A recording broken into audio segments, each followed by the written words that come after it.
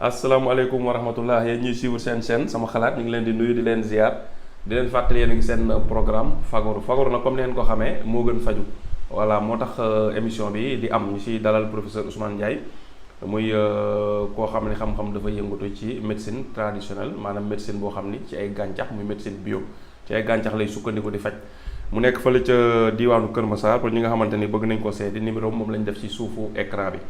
na professeur na bala ma koy fàtte souvent am na produit yoo xam ne yaa ngi koy jaay te produit yooyu dañuy def émission di ko fàtte di ko wax nit ñi ñu xam ko nga xam ne ko soxla mën na koy jënd directement ci yow xam naa bu ñu balaa ngay toon ci question yi ma waaj a posé daa ñëw sama xel ma wañ ko fàtte nga leeral ñu garab yi nga xam ne moom yoo am yu disponible la yoo xam ni nit ki mën na la woo nga jaay ko livré ko sans mu déplacé wu après ñu soog a dem ci plante de la semaine bi nga xamante ni moom mooy garabu gollañ moom lañ bëgg waxtaane ay njëriñam ak niñ koy jëfandikoo ak dosage yi ak feebar yi muy faj et cetera mais ñu ñëw ci produit yi nga yore di ko distribuer. waaw sëñ Pape maa ngi lay nuyu di la ziar. di nuyu mbokku internet yëpp. donc garab la goo xamante ne gu bëri njëriñ la. ci wàllu santé. ci médecine traditionnelle. parce que maa ngi fàttaliku mag ñi dañ daan wax ni bu nawet jotee garab yëpp dañu jël seen secret dégg ko ngooñ lañ donc pour wal na ni kon garab gu am njëriñ la. li mu mën a faj bari na. donc li mu mën a faj ci xob yi ak reen yi. boo ci am rek mën na faj. donc lu mel ni ay bopp buy metti bi ñu doon wax sànq moo de tët donc ngooñ bi baax na ci xob yi. li ñuy wax ñi nga xam dañuy am yaram buy xasan wala yu demee noonu baax na ci moom it xobu ngooñ bu ñu ko amee di ko infuser baax na ci. ñi nga xam ne dañu amee bëñ buy metti on appelle les douleurs dentaires. wala ñu amee taab. wala ay góom. donc xobu ngooñ yi baax na ci. ñi nga xamante dañuy amee kanam goo xam ne dafa sadd wala dafa néewi. kanam gu néewi nii buñ ko amee moom it di naan kii bi. comme ñam sànde waaw kay waaw buñ koy naan baax na ci. ñi nga xam ne dañuy amee góom yu infecté. buñ ko amee jël sungufu xob bi. di ko def ci góom bi di ko ci wis noonu baax na ci. ñi nga xam ne dañu amee estomac bu ñu amee ngooñ di ko infuser di ko naan baax na ci. ñi nga xam ne dañoo amee asthme aussi la même chose bu ñu amee xob yi baax na ci ñoom. ñi nga xam ne dañu amee ay blessure comme ni ñu waxoon sax ci wàllu góom mais ay dagg-dagg ak yu demee noonu. bu ñu amee xob yi. di ko ci def baax na ci. jigéen ñi nga xam ne bu ñuy sëy ak seen borom kër. du ñu yëg bànneex. du ñu yëg bànneex ci sëy bi. maanaam bu ñuy def rapport daal du ñu am benn yëg-yëg. yooyu tamit bu ñu amee xobu ngooñ bi. di ko naan bu yàggee yàlla mën na saafara loolu. bu ñu amee xobu ngooñ def ko infusion baxal ko ak wut limon. jus de citron.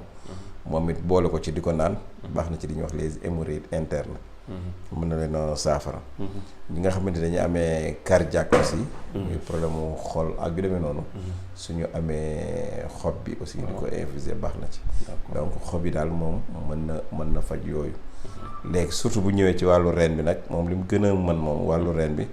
mooy boo ko amee reen bi. nga def ko sunguf. jël sunguf boobu jaxase ko ak karité. jël karité pat boobu di ko diw ci hémorroïde bi nga xam dafa génn. yàlla mën na ko defal saafara. su fekkente ni da nga amee sungufu reen bi. maanaam reen bi nga def ko sunguf. wut digóor. xobu digóor. boole leen. jaxase ko moom it di ko jël ci nga xam ne dafay amee problème mu nelaw.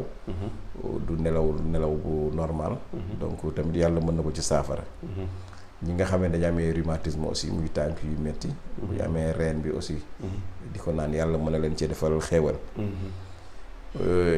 ñi nga xamante dañu amee bët yuy lëndëm. suñ koy infuser moom it wala ñu def ko décoction. reen bi di ko naan yàlla mën na leen cee dimbali. ñi nga xam ne dañoo amee la dysenterie amibienne mooy biiru tañ yi suñ ko amee tamit bu fekkee am nañu reenu ngooñ bi. yàlla mën na leen cee defal xéewal. donc waaw ñi nga xam ne dañuy yuqeel tamit. bu ñu amee xas bi. di ko jël yàlla mën na leen ci defal saafara. donc yooyu daal mooy yi nga xamante ni moom ngooñ moom mën na ko ci saafara ci lu gaaw ci yàlla àndee. léegi nag kii bi posologie bi am nit ki nan la koy jëlee moo xam xob yi mu reen yi wala kii xam reen yi waaw benn bu si nan la koy utiliser dosage bu dee xob yi moom da nga koy def infusion. boo amee lu tolloo ngëpp bu xaw a dëgër. nga wut sa 1 litre infusé ko di ko naan genn wàllu kaas suba midi ngoon 3 fois par jour baax na. su fekkee feebar bu xaw a kii la su fekkee nag reen yi la. moom bu amee lu mat 3 bant. mooy ñetti reen quoi ba ñeenti reen. nga baxal ko ci litre ndox. di ko naan moom it genn wàllu kaas suba ngoon 2 fois par jour. moom it baax na ci ñi nga xamante ni ñu utiliser reen yi daal. waaw donc noonu lay demee. d'accord kon professeur ñu lay remercier yaakaar naa yàlla na kon. jërëjëf sëñ Pape merci. jërëjëf.